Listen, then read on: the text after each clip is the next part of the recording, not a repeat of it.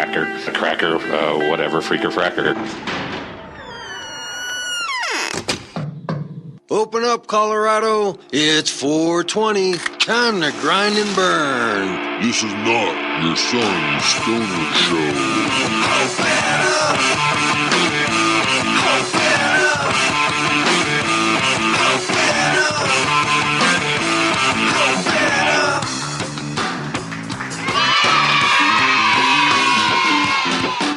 And now, broadcasting live from the Dink Studios at 3835 Elm Street in Denver, Colorado. It's the Grind and Burn, a podcast from the Cannabis Community Project.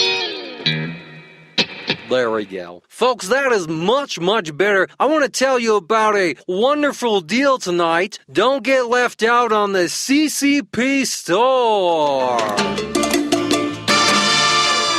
Dairy Berry's recording studio, located in Arvada, Colorado, is your local recording studio with affordable rates. Mark is well experienced and will make your show, music, or any audio you have sound great. Under pressure, extreme heat.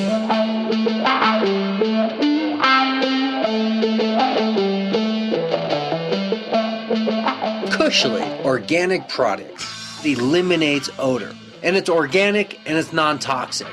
I use it myself, and many of my close friends and family use it. www.cushly.com. The 6 degrees of Cushly. Yeah, it's amazing.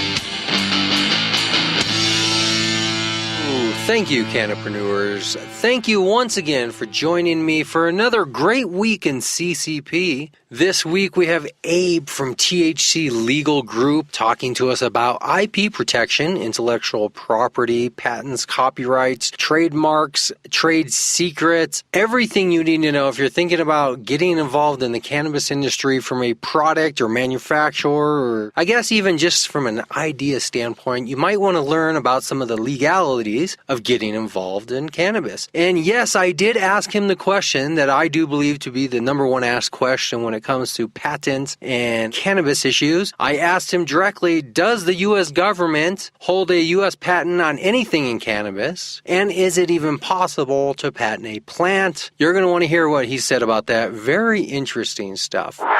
I don't even really know what to say this week from a business standpoint about basics because there's so much going on in America right now. It's the week of mayhem, the month of mayhem, the year, the decade of mayhem. Feels like things are progressively getting more accelerated and a little more intense. I mean, back-to-back cop shootings and massacres and everything that just seems to be not good stuff for the outlook and stability of our society. I'm not sure what role I play in that. I'm not sure what role I play as a citizen. I'm not sure what professional role I play as a podcaster. These are trying times. And how we come out of this on the other side is really going to determine if we exist as this concept called America anymore. The United States is in some difficult times right now, and I don't want to be political. I just want to talk about what's going on and have it somehow be relatable to business and cannabis. But these issues are so big, you can't not talk about them. But maybe we can still include it into what does it have to do with being part of the cannabis community, and what can you do, you as a member of the cannabis community, how can you contribute to society so we don't live in a society where cops are shooting citizens and citizens are shooting cops.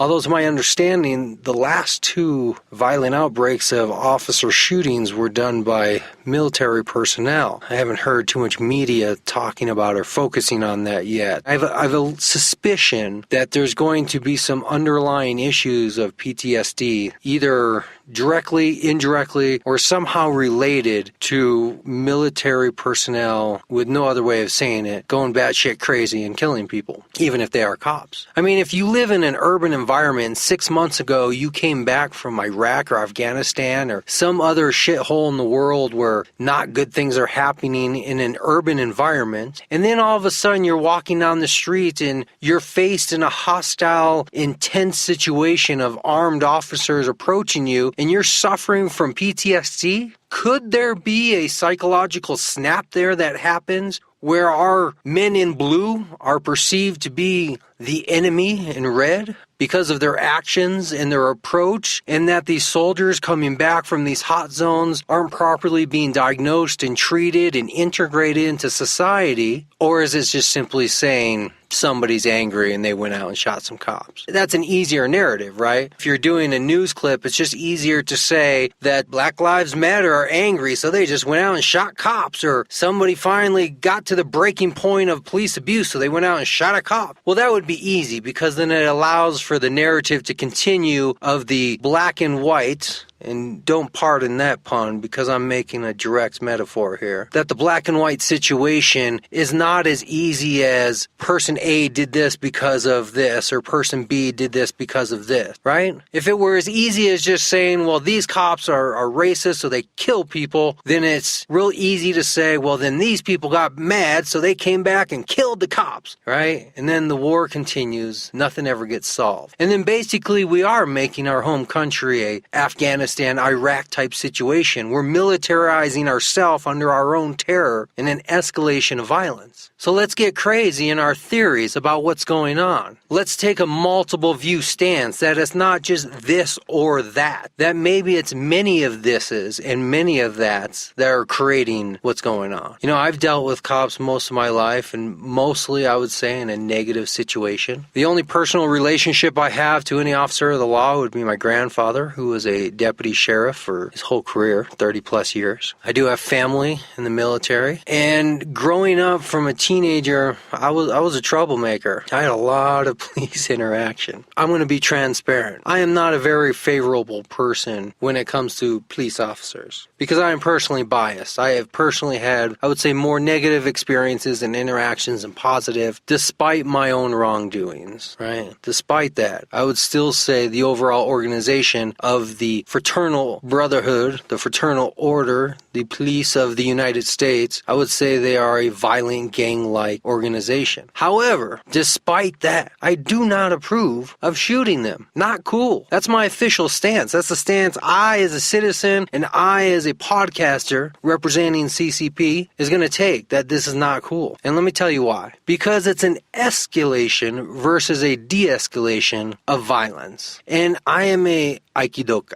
which means I'm a practitioner of Aikido. So I am attempting to incorporate into my life a search for peace. And in this pursuit of trying to bring peace to myself and to the world around me, I can't possibly condone an escalation in violence as a way to retaliate against violence, because it never stops the violence. It only escalates it. And then you have countries that were formerly the ones we used to talk about, talking about us, saying that United States fighting for the last 50, 60, 100 years amongst themselves, right? Like how we talk about other countries. That's going to be us. So we have to be able to find a way to de-escalate the violence. De-escalate the violence does not mean being a pussy and giving in. It just means being a little bit smarter, right? Being a little bit smarter. And maybe I'm thinking about this because coincidentally last night on my Netflix queue, I was watching Straight Outta Compton, and one of the scenes really stuck with me when Eazy-E got beat down by Suge Knight, and he went to his business partner's house, his manager, the white guy, right? The man, the establishment. And he told him he was going to kill him, he was going to take him out. And his manager had to counsel him and say, no. You do that, your problems begin, his end. How is that payback? The way to get them is not through violence. It's through the legal system, the law, and their pocketbooks. Those are the only two things people respond to. If you can hit them in the pocketbook, things start to happen. So this is what we got to do. We have to change the legal structure that allows for individuals to bring recourse in the sense of a grievance, complaint, or even legal action against officers personally. And those officers should not be able to use tax-funded money or police-supported union money for personal suits that are civil-based. And when somebody wins against an officer, that payment should not come out of taxpayer money, nor from any other source other than that police fraternal order retirement fund. Now we start to hit them in the pocketbooks. And then we make laws that allow people to sue the shit out of them. Laws that allow investigations to be open until conclusions are come to by third parties and multiple people rather than just a single ruling class within the organization like they have now. And many, many other things to change the overall structure. We change the structure, we start to hurt them financially. I guarantee you things will change without an escalation in violence. Of you shot me, I'm going to shoot you. Oh, well then I guess that gives your son right to come back and shoot me. Well then I guess that gives my son right to come back and shoot him. Well I guess that gives his grandson right to come back and shoot. It's the Hatfields and the McCoys, right? So let's be a bigger man in the sense we're just going to be smarter. We're not going to give up the fight. We're just going to attack you where we know we can hurt you.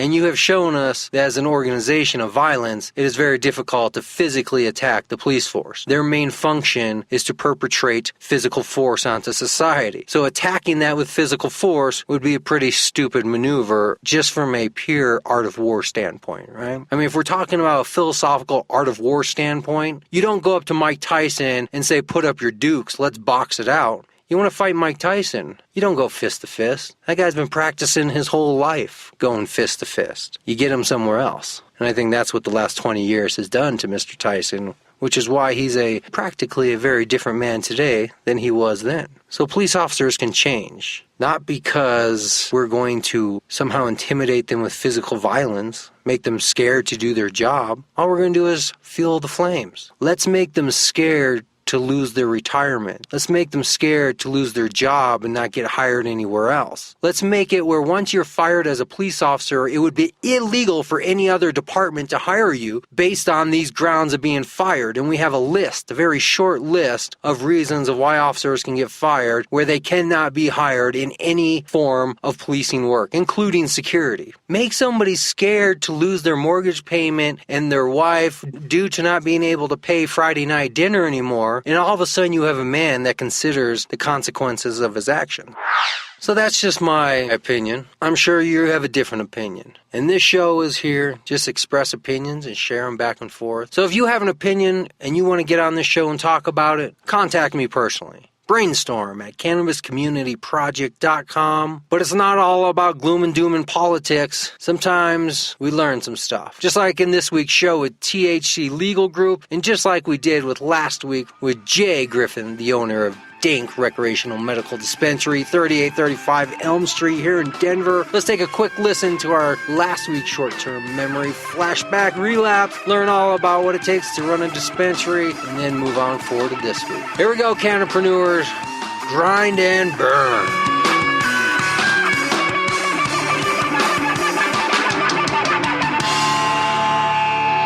All right, let's do an update. So the Dink Update Insider. I want to talk about the ganja yoga. Okay, let's do that. What's the update on that? What do you got? Yeah, we're proud to announce that Dank and Denver Consulting Group and Twisted Sister Yoga are all combining to offer weekly yoga classes called Ganja Yoga at Twisted. There's now another one scheduled for September 23rd. That's peak of fall colors, same ranch. There's a lot of cabin space available, as well as additional and limitless tent camping. So that allows us to make it as big as we want. Please sign up for that outreach plan. It's called Chime. Yeah, we have it at CHIME, Chime. And it is a rewards-based program. It's really great. It is spreading and it is continuing to gain acceptance nationwide. More and more conditions are being recognized as beneficial, and we're just talking about the cannabis side of it and the medicinal side of it, but there's great potential with the CBDs as well as industrial hemp. Some of these incredible facilities are being built too around the state. Pueblo, Trinidad, Salida, outside the city of Denver, people are constructing massive grow facilities with the most cutting edge technology and are looking like commercial pharmaceutical plants. And it's very exciting, but at the same time, they're growing in such quantity that prices are going to start coming down as far as wholesale pricing. Like, it's hard to get the following, I think, and it takes a champion within the company really to spearhead these things. And with so much going on, just trying to stay within the regulatory framework, it's hard to not think about that. But, that might alleviate some of that cash problem. Yeah, we have a bank. I mean, there's a few banks out there that we do business with, so we move our cash offsite super quickly, and that's one of the security measures that we've put in place here to safeguard our employees as well as the cash on hand. We have a bank account, so we're writing checks. I remember when we were counting payroll in cash, and that was the biggest problem. But it was also a vulnerable kind of day when you're doing payroll. Oh, yeah. It's like a construction site, right? Mm-hmm. And end of Friday, it was the cash. Everybody coming off that construction site and getting paid in cash under a table. Cool, man. That was a good long update. There's a lot of stuff there I can use. That was excellent. You want to do a little out? This is Jay Griffin with Dank, Colorado. Thanks for listening. Please join us for Ganja Yoga every Thursday at Twisted at Denver Consulting Group. Excellent.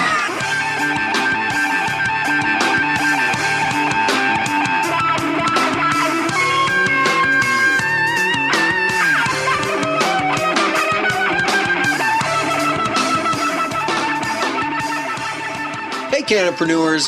Are you inspired by the stories you hear? Maybe it's time for you to tell your own story. Do it right here on this show. CannabisCommunityProject.com or email me personally. Brainstorm at CannabisCommunityProject.com.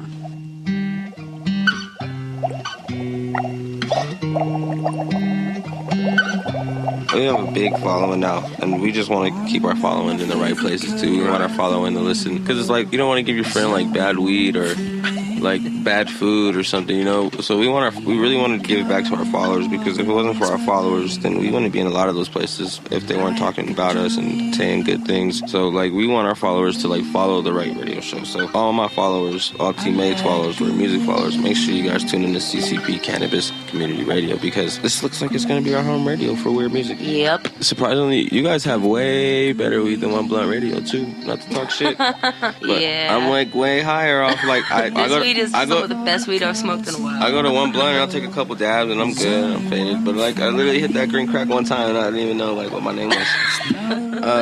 This weed comes free with every guest correspondent. You hear that, artist? So reach out. And it's produced in-house by one of our And it's amazing. employees. See, and think about that. Like that's what I'm saying. I'm trying to literally not have nothing corrupted. There's no spraying anything on your weed. It's like literally grown. Like it's perfect. Everything's working out perfectly. Like the rebuilding of Weird has been a beautiful one. Yes. All right.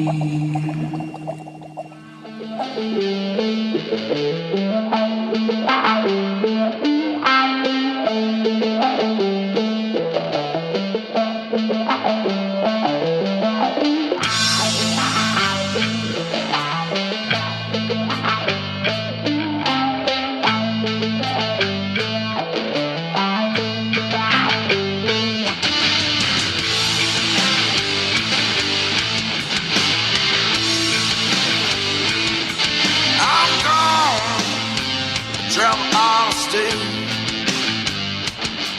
place where I can let my fate take hold. And my rear's pretty head, make sure that I'm not dead. By 48, by 48, by 48, by.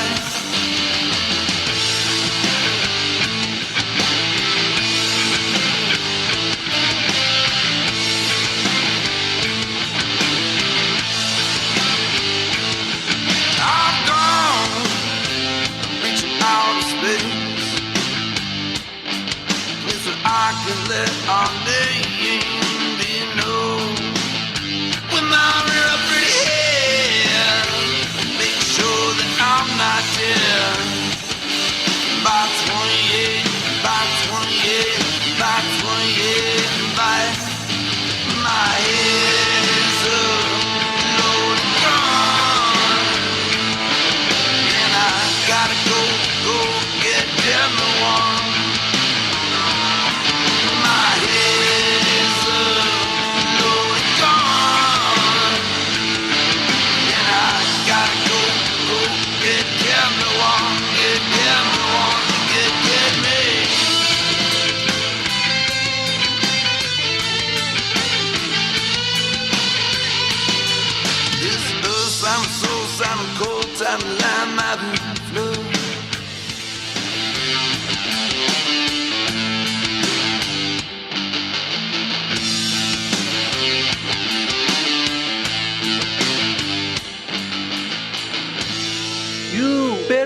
chickadee check yourself before you riggedy wreck yourself.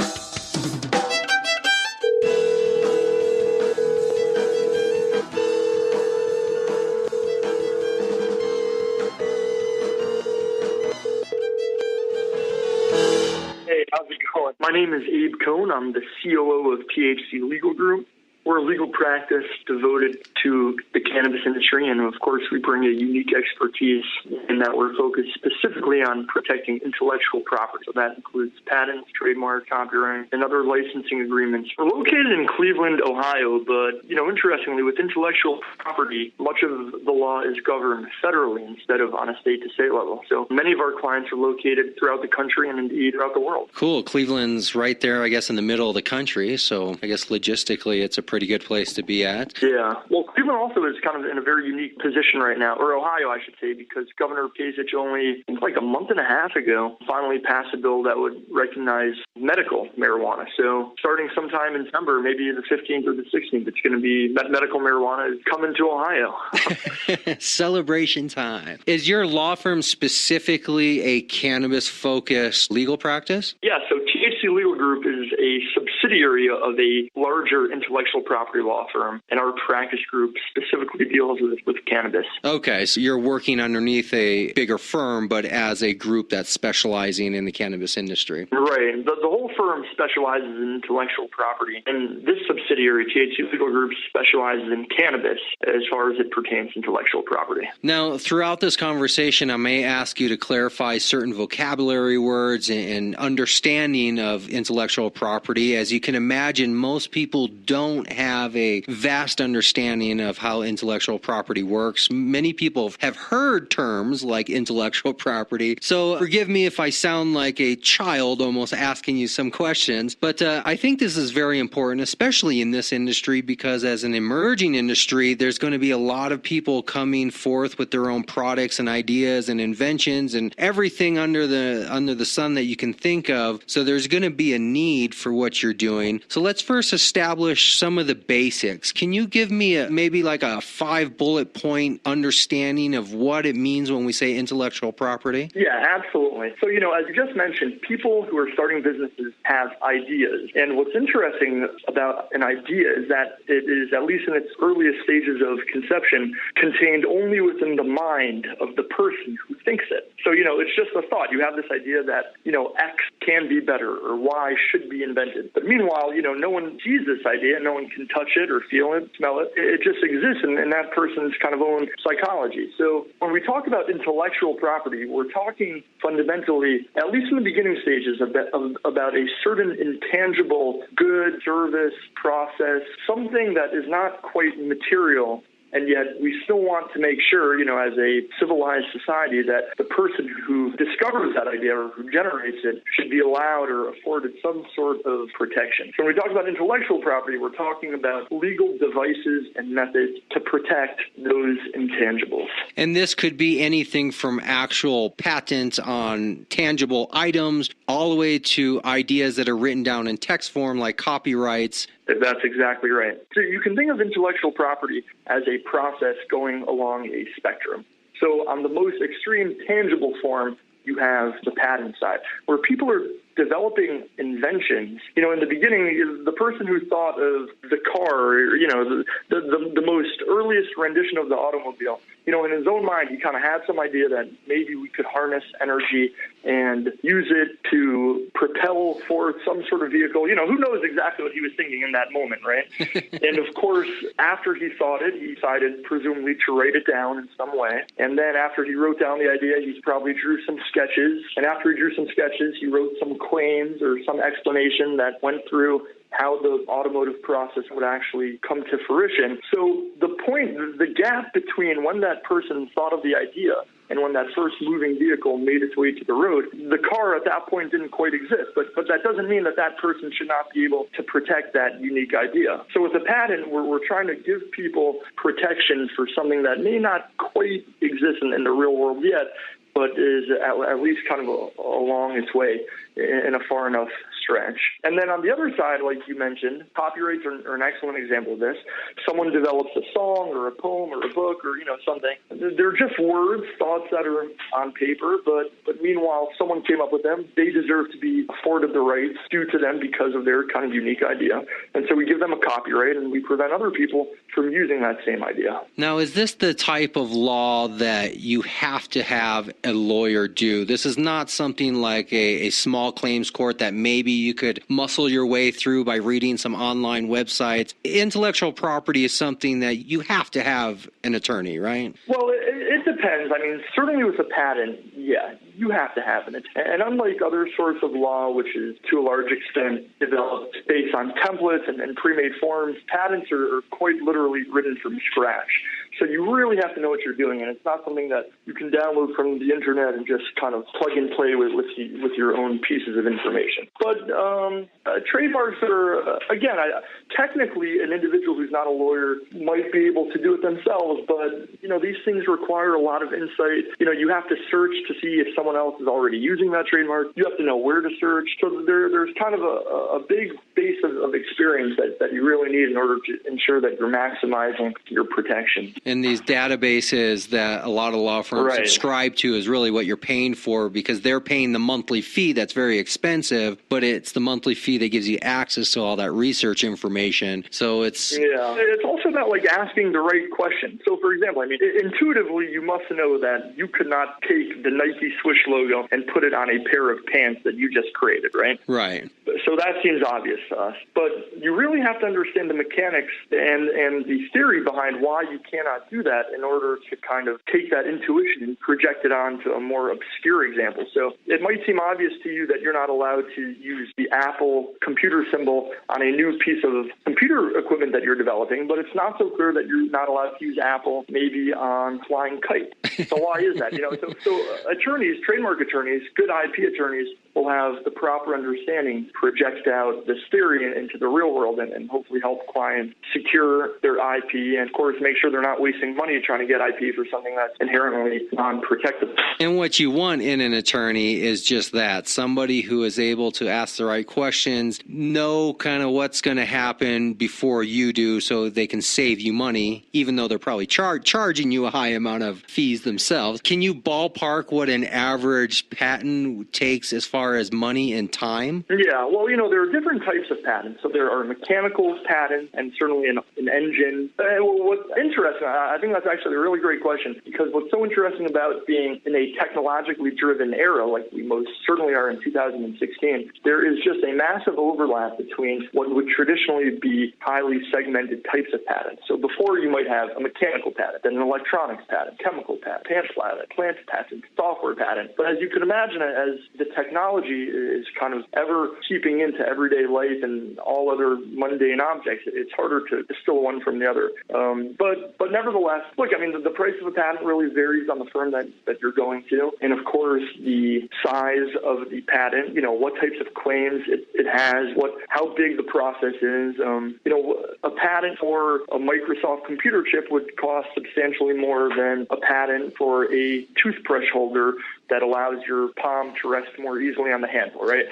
So what type of playing field are we on? Are we talking about thousands, millions? Yeah. So I would imagine that it would be challenging to find a good patent, written for under $6,500, and it can go all the way up, depending on just how sophisticated the tool is. So, imagine if someone wanted to patent a new air filtering system for a rocket ship that never came out. What does that air filtering system look like? What are the drawings for it consist of? How many pieces does it have?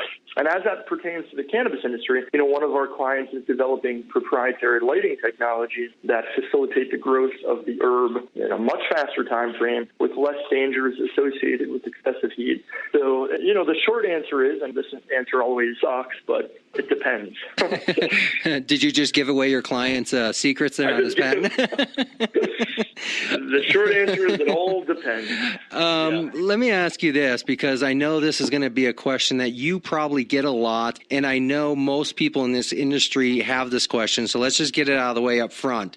Does the U.S. government hold a patent on some type of cannabis, and can a plant or a strain be patented? Okay, all very interesting questions. Okay, we just had this phone call today, actually. A client was interested in this. And I don't necessarily feel too comfortable speaking that specifically about this because it's a lot of complexity. But I will say this. As a general rule, with all sort of IP protections as it pertains to cannabis, the farther away removed you are from the herb itself, the greater the likelihood you can get protection. And the corollary to that, the flip side of that coin, is that the closer you are to the herb itself, the more difficult it is to secure protection. So as that pertains to trademarks, for example, you might certainly be able to get a trademark on some sort of related good. So if you're an edibles company, you might have a challenging time getting a trademark specifically on a cannabis product. But what you could do is you could get a trademark on another good that you developed, and then you piggyback off of your protection for that good to encompass your cannabis item too. So as a very practical matter, just as I said earlier, the closer you are to naming the cannabis as the thing you want protection for, the greater the barrier. And so, of course, the strategy is to try to separate the two somehow. But is there a black and white answer of can a plant be patented? I think there is precedent. There's serious case law around that. I'm going to choose to not answer that question on the record, but I've had to talk about it afterwards. Okay. I will not submit these transcripts to the court afterwards. Okay. It's a challenging question because, the law it really is kind of evolving. Well, this is a question we get all the time. What does the law say, right? But the reason why that's not necessarily a precise question is because when people think about the law, they kind of think about opening up some big leather-bound book, turning to a page 1050, taking their finger and pointing in the middle of the page and saying, that's the law. But that's not really how it works. It's much more dynamic because certainly with the United States, case law, which is where we look to precedent and to see how judges ruled in the past, is almost as determinative kind of text law. So that's why you end up with crazy decisions in the courts, and you're like, well, how did this happen? Why didn't it turn out like this? I thought the law said this. So it's a much more dynamic process. And certainly with cannabis, which is the wild west of the law right now, with federal government saying X and a lot of states saying Y, it's a very complex issue. So without giving any specifics of your clients, what type of people are you dealing with in this industry? Sure. So we're dealing with companies that are traditionally, I would say, ancillary businesses to the cannabis. So as I mentioned, a lighting company that is cultivating a certain type of lighting solution that heats the plant up just at the right temperature, just for the right amount of time. And even though it's suitable, of course, specifically for cannabis, you could imagine it being used for other plants and horticulture as well. And then trademarks, we're working with a lot of interesting companies, an edibles company, a different company that's developing a tool that they want to use. As of yet, there is no direct cannabis products as far as growers or dispensaries that are being represented in the industry. We're working right now, actually, on, I don't want to jinx us or give away too much, but, with Ohio legalizing cannabis for medicinal purposes, we are hopefully going to be working with a client in the very near future, depending how everything goes, to open up a dispensary in Ohio. Nice. Now, as a law firm doing intellectual property law in the cannabis industry, does it matter where you are physically located geographically? Right. The short answer is no. So the way it works is, there are, of course, two bodies of law governing the United States, or people in the United States. There's federal law, which transcends state law. Everyone is affected by it.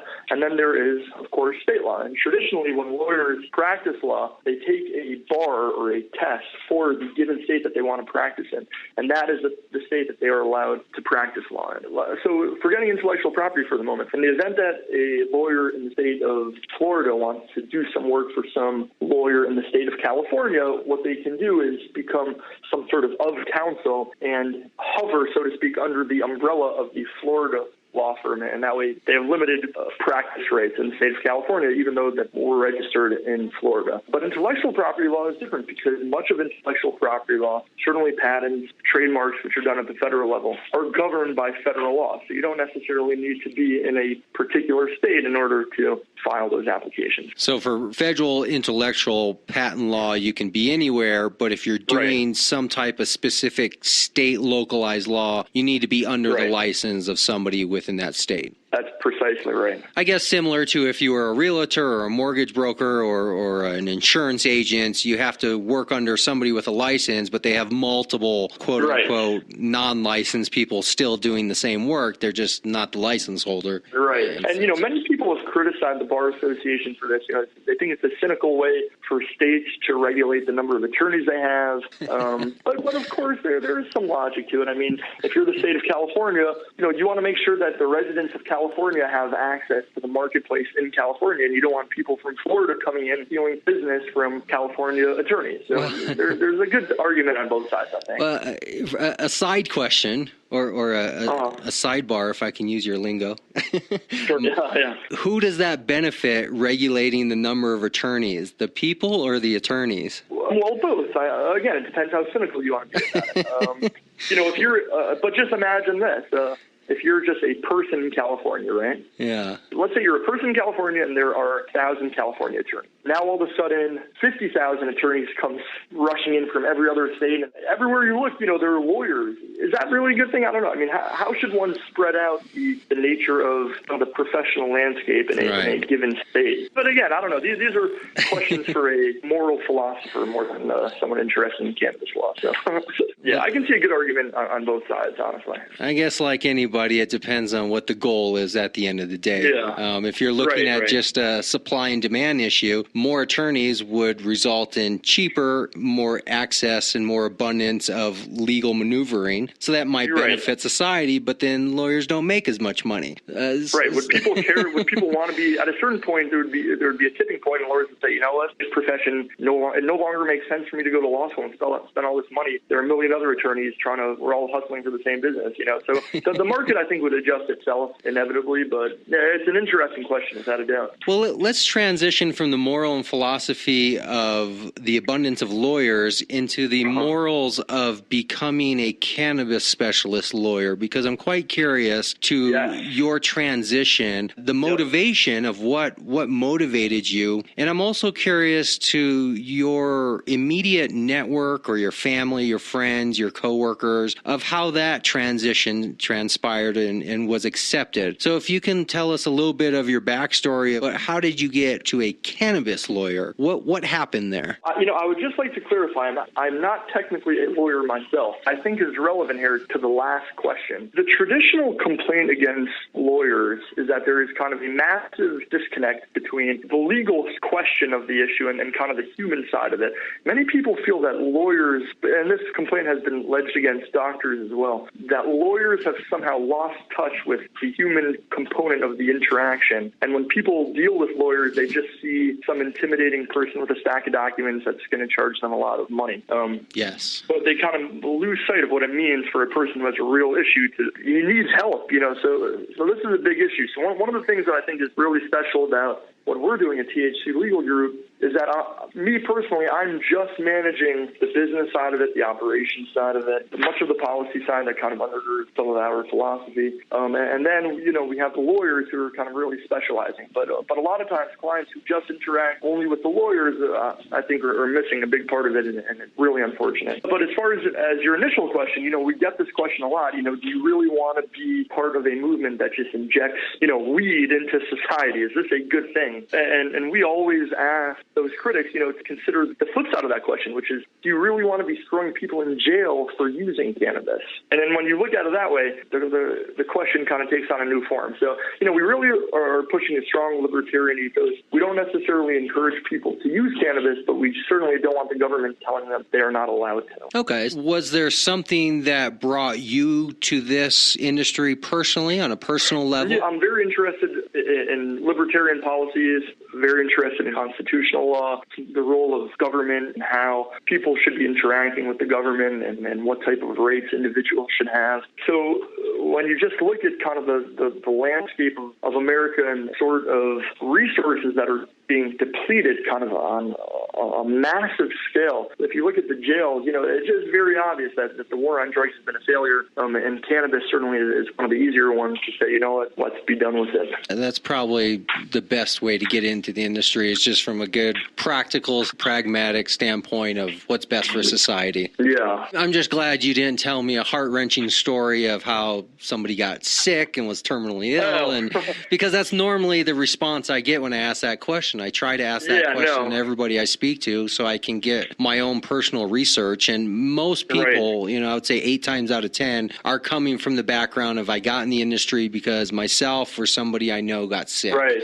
And no, we hear that too. I know for us, that I feel very strongly about the role of government, what people should be able to do in their own homes, privacy issues, and I just think it's super important. So is your group, your specialty subgroup, is this going to expand into a broader cannabis legal subgroup of a law firm? Not necessarily, no. There's always this dilemma, jack of all trades, master of none. So we don't really want to be doing that. I mean, we come from a bigger law firm with a true expertise in IP, and that's kind of what we want to bring to the industry. If I can go back to just the economics again, is there an outlook of, well, if we got involved in criminal law, there would be more market cap because there's going to be more criminals in cannabis versus maybe patents where there's a very small market? No? I'm not sure that's true, though. I mean, I think, look, yes, it's true. There might very well be more people who are facing criminal charges for cannabis and people who are inventing things that need a patent.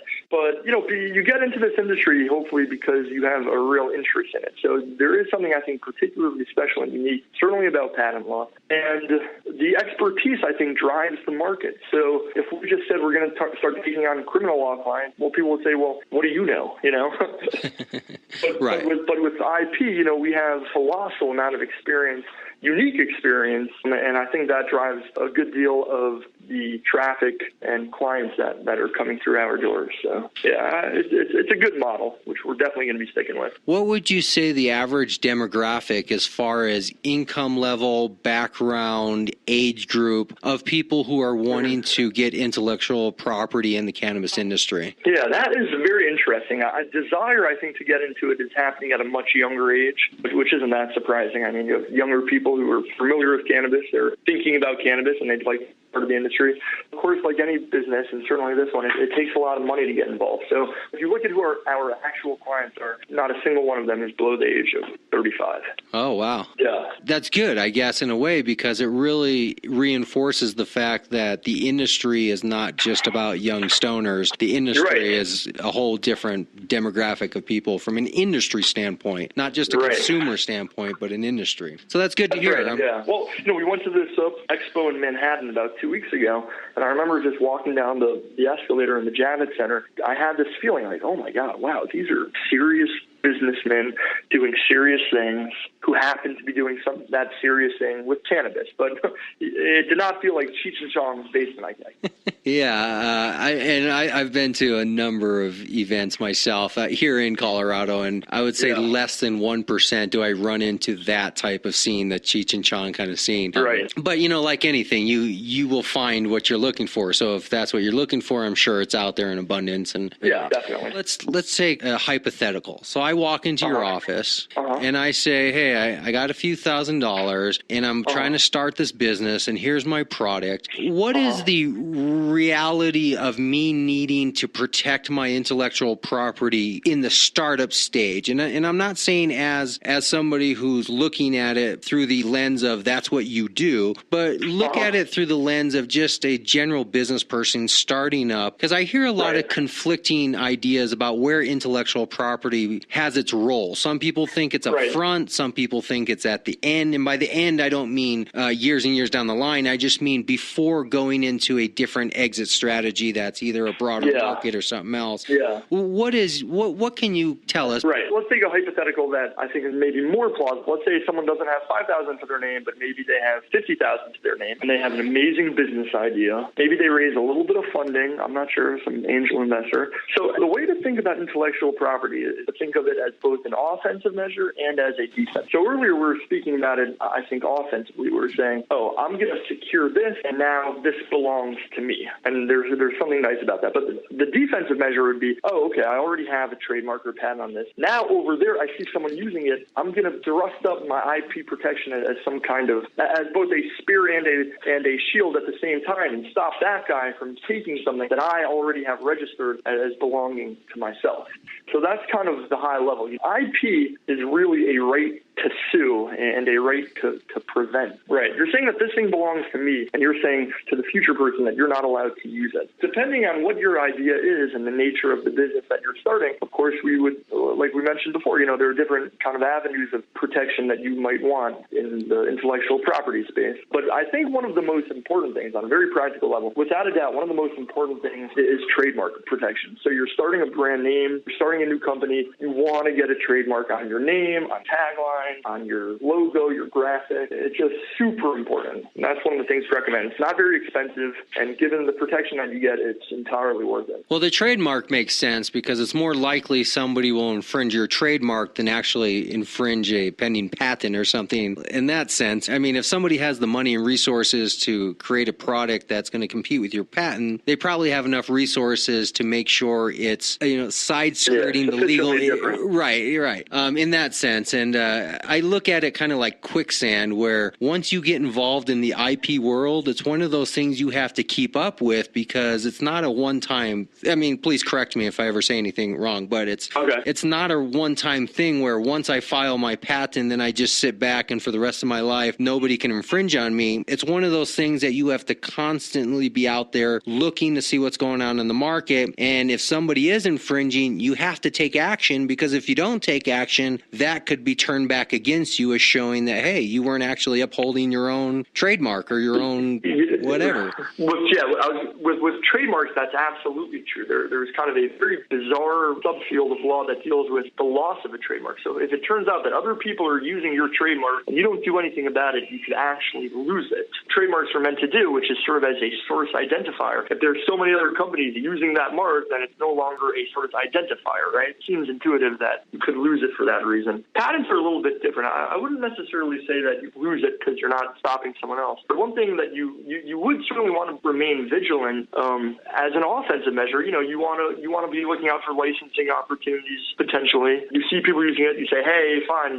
listen, unless you license it for me, you can't do it anymore. So, and that's the way people are making money without a doubt. It's a fascinating field. So there's so many different things to consider with it. In my little business of just, running my own little radio podcast here, and I have my own identity and I have my own logo and I have things that signify and distinguish who I am, but I don't really have any resources where if somebody with deep pockets came along and wanted to basically just reproduce what I was doing, I would have no real resources to stop them from doing that. And that is a criticism on the legal system in general. What does the little man do when a Goliath with endless access to legal counsel just bullies them kind of out of the marketplace? Well, this actually might come up in the next couple of years, as I'm sure you heard about last week, Microsoft coming out with their seed-to-sale tracking system. Oh, I did hear about this. So this might actually be a lawsuit that comes up because there's many people with seed-to-sale tracking software. You don't think one of them is going to accuse Microsoft of infringing on their existing product? Yeah, I don't know the particulars of that, but I think that is definitely a crystallized example of some of the fears that people have. Microsoft is just going to litigate them to the poorhouse. But of course, they might very well find legal counsel that's willing to do it on a commission basis or for a third. So there are avenues. I do see that as an issue, absolutely.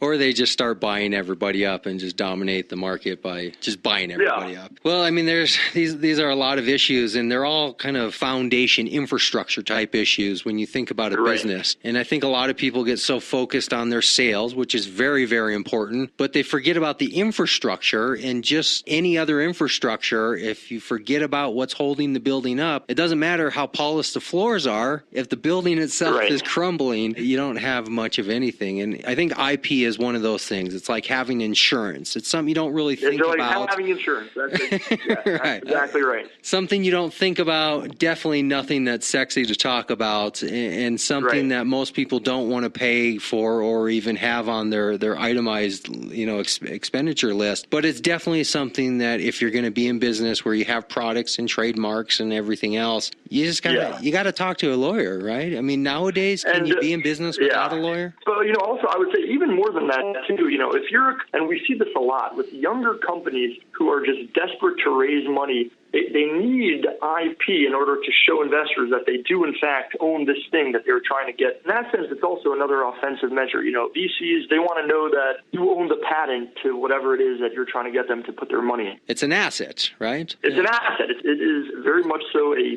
piece of property that you want to own. And that's actually a very good point that I hadn't quite really focused on myself, because a lot of what I try to do is help mom and pop entrepreneurs kind of get themselves into the market, and being able to establish some trademark and some copyright may not actually do much in bringing a lot of profit to you, but it definitely does a lot as establishing a credible asset for your business. That you're the real deal. You're in business. You're a real business here. It confers legitimacy where you would otherwise not have it. I don't know if there's any evidence that shows having IP will increase profits by X amount of dollars, but I think we can, without data, pretty much confirm that it will increase your credibility and your legitimacy as being in business. And I can say this with 100% certainty that people investing in your business, or at least reputable firms, venture capitalist firms, companies, they will not give you money unless you can show that you own the thing, whatever that thing is. Well, speaking of venture capital firms and angel investors, are you allowed by law or by company ethics to be involved financially with the companies you represent? Yeah, there's actually a very interesting kind of body of law that governs how lawyers are allowed to intersect with the companies that they are representing. Well, in addition to a lawyer taking the bar, they also take what's called the professional ethics test, basically, some professional rules of responsibility. But the idea is that at the most fundamental level, the lawyer needs to be providing not only competent representation, but they also need to be providing ethical representation. And once they do something that might compromise either of those two things, there are potentially grounds for disbarment. So how a lawyer goes about ensuring that he is both a part of the project without infringing on either of those two superseding responsibilities, I think is tricky. But is that part of the business model you're involved in, your subset? Generally, no. Okay. Generally, no. It's bad for us, I think, for two reasons. One, as a general business practice, we don't want to become partners with our companies. They're hiring us to represent them. And also, as I was saying, I think you do really run a risk of potentially not doing something that is 100% in the client's interest when your own interests are at stake. It's never a position that a lawyer or an ethical lawyer wants to be in. Right. And I think the best way to relate it, since we're talking about drugs, is don't get high off your own supply. And if if you're a representing lawyer for your client, but you're also an investor in that client's business, you're kind of getting high off your own supply, which is going to create faulty judgments. You're straddling a shaky horse. Will you consider investing in the cannabis industry in general, in other products and companies that emerge through either crowdfunding or other forms of public offerings? Will you yourself be an investor in this industry? I don't know. I haven't even considered that. Okay, interesting. I plead the fifth. This is great, man. We've talked a long time, and I can't think of another question that doesn't cover the scheme of what we're doing. Is there any questions or things you wanted to get out there that we didn't touch on? I think we really covered the gamut. We went over different kind of constitutional claims of privacy and self-governance to warrant legalization. We talked about intellectual property. We talked about different pragmatic types of considerations new companies need to be thinking about when getting into the business. And we talked about lawyers, ethics, and moral philosophy. So I think this was an amazing conversation we had.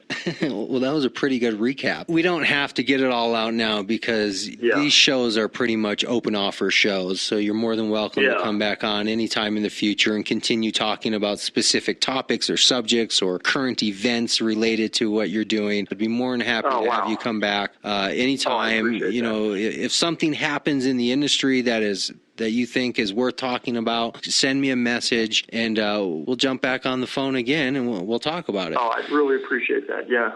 If you have any questions and you're looking for some free legal advice, please call us and I will make sure you get hooked up. Now, are you saying me or to the audience out there? Because you don't want to throw that out to the audience. Well, you know what? Any audience members who want a free consultation, I'm going to extend that offer right now too. Let's make sure people know where to get a hold of you, because I'm sure, matter of fact, I know there are people who are going to hear that, and everybody needs a lawyer. So making an offer like that could be dangerous. But go ahead and give your contact information. So anybody who's not a nut job out there who has a serious conversation or question that wants to talk to you. Sure. And I guess you've heard some pretty crazy ideas in relation to people probably starting businesses and product ideas. We are a non-judgmental law firm, and people can call us, tell us their ideas, and we want to hear each and every one of them. Yeah, you probably can't go to a party and tell somebody what you do without getting a whole list of people's ideas, right? So the first question I get is, when can you get me some?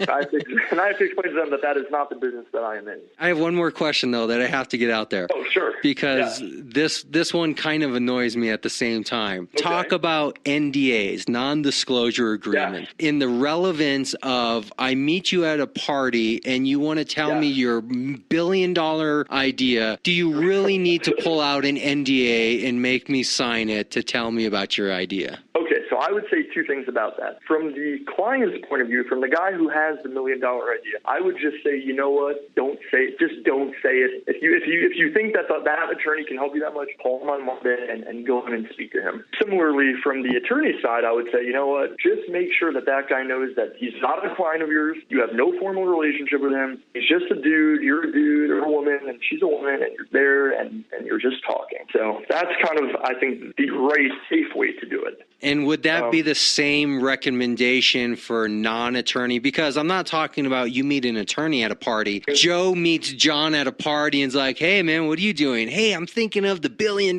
cannabis idea. You want to hear about it? Okay, all the more so. And as the producer of the idea, you have even less protection or recourse. So in that event, do not tell anyone. In fact, the first thing that you should be doing is writing it down, having some material form of your idea that could perhaps ultimately show primacy of the idea at a later date. So if you're at a party and you have a great idea and no one knows about it, don't tell anyone. That is great advice. And the reason I asked that question is because last week here in Denver, the Shark Tank show, so Damon John has his team, right? His team that goes around the country to different cities, and they're trying to build this off-camera kind of Shark Tank type interaction where they can start lead generating, business people and ideas and so forth. Oh, okay. And one of the things at this kind of Holiday Inn free, conference type thing was him saying, don't worry about NDAs if you're talking to an investor that's offering you millions of dollars, because there's nothing you're going to be able to do anyways. It's a waste of time. So either give it to them or don't give it to them. But having somebody sign an NDA to talk to them about your idea is almost a waste of time. Was kind of their attitude about it. I think that's ridiculous. But remember,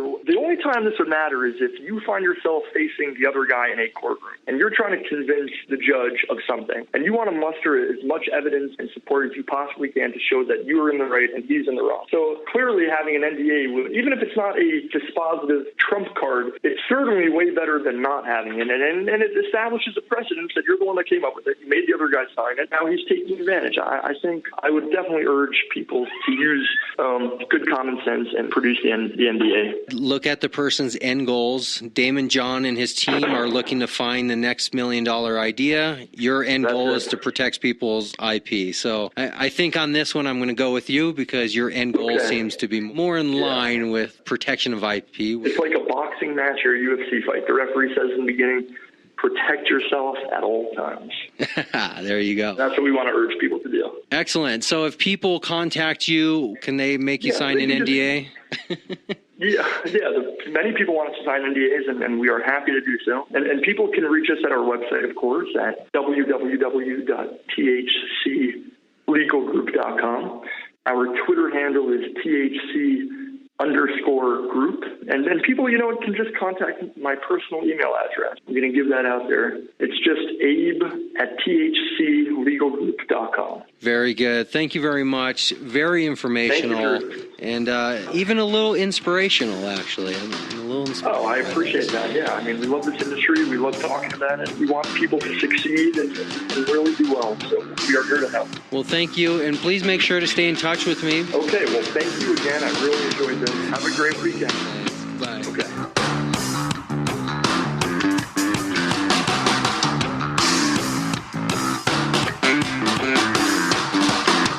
There There you have it, Cannapreneurs. That's all I have for you this week, but make sure to stay in touch with us. Stay with us on social media, Facebook, LinkedIn, Google+, Twitter, all the networks out there, even Mass Roots and YouTube. Make sure to follow us every week right here. Leave your comments, give us your feedback, be on the show. We want to see you every week. This is your community, so make sure to come back. We'll see you next week.